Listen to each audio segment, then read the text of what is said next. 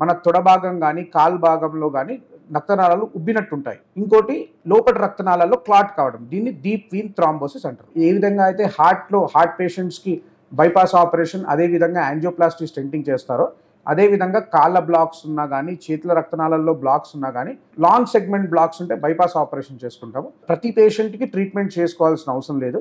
ఏ పేషెంట్స్కి అయితే కాళ్ళ కింద భాగంలో నల్లబడుతుందో, వాళ్ళకి పుండ్లు అవుతాయో వాళ్ళకి వారికోజ్ వీన్స్ ట్రీట్మెంట్ అవసరం. హాయ్ హలో, వెల్కమ్ టు ఓల్గా హెల్త్. నేను హారతి. మనతో పాటు ఉన్నారు డాక్టర్ నిషాన్ రెడ్డి. ఆయన general physician from KIMS sunshine hospital, Begumpet. ఆయనతో మాట్లాడి వాస్కులర్ ప్రాబ్లమ్స్ గురించి మరిన్ని సందేహాలు అడిగి తెలుసుకుందాం.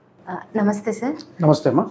వాస్కులర్ సర్జరీ, ఎండోవాస్కులర్ సర్జరీ అంటే ఏంటి ఒకసారి ఎక్స్ప్లెయిన్ చేయండి. బేసిక్గా ఈ వాస్కులర్ అండ్ ఎండోవాస్కులర్ సర్జరీ అనేది ఒక రీసెంట్గా వచ్చిన అడ్వాన్స్ డిపార్ట్మెంట్. ఈ వాస్కులర్ అండ్ ఎండోవాస్కులర్ సర్జరీలో మనం రక్తనాళాలు అంటే మన బాడీలో గుండె ఇంకా బ్రెయిన్ కాకుండా బాడీలో రక్తనాళాలు అంటే మన గుండె నుంచి చేతులకు కానీ కాళ్ళకు కానీ పొట్టకు కానీ వెళ్ళే రక్తనాళాలని ఆర్టరీస్ అంటారు. ఈ ఆర్టరీస్లో కానీ అదేవిధంగా ఒక సైడ్ బ్లడ్ సప్లై అయ్యాక రిటర్న్గా చెడు రక్తం అంటే bad blood, it has to come back to the heart, వీటిని వెయిన్స్ అంటారు. ఈ ఆర్టరీస్లో కానీ వెయిన్స్లో కానీ బ్రెయిన్ ఇంకా హార్ట్ తప్ప ఏ భాగంలో ఇబ్బంది ఉన్నా ఆ పేషెంట్స్ వాస్కులర్ సర్జన్ దగ్గరికి వెళ్తే వీ ట్రీట్ అకార్డింగ్లీ.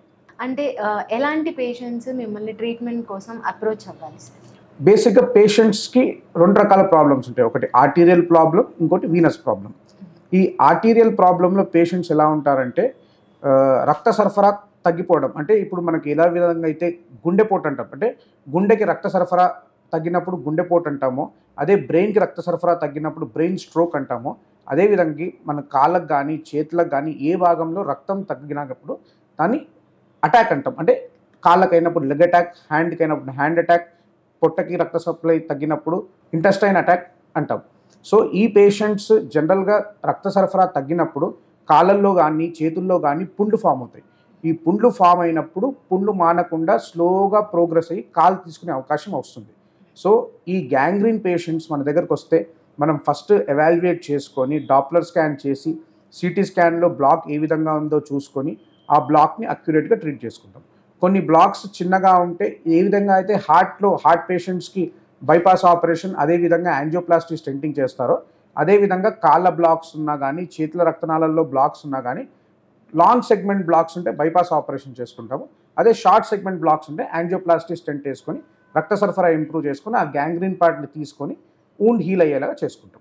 రెండో రకం వచ్చేసి వీనస్ ప్రాబ్లం. ఈ వీనస్ ప్రాబ్లం అంటే ఏంటంటే రెండు రకాలు ఉంటుంది. ఒకటి వారికోజ్ వీన్స్ ప్రాబ్లం అంటారు. ఈ వారికోజ్ వీన్స్ అంటే మన తొడ భాగం కానీ కాలు భాగంలో కానీ రక్తనాళాలు ఉబ్బినట్టుంటాయి. ఇంకోటి లోపటి రక్తనాళాల్లో క్లాట్ కావడం, దీన్ని డీప్ వీన్ థ్రాంబోసిస్ అంటారు. ఈ వారికోజ్ వీన్స్కి మనకు ప్రతి పేషెంట్కి ట్రీట్మెంట్ చేసుకోవాల్సిన అవసరం లేదు.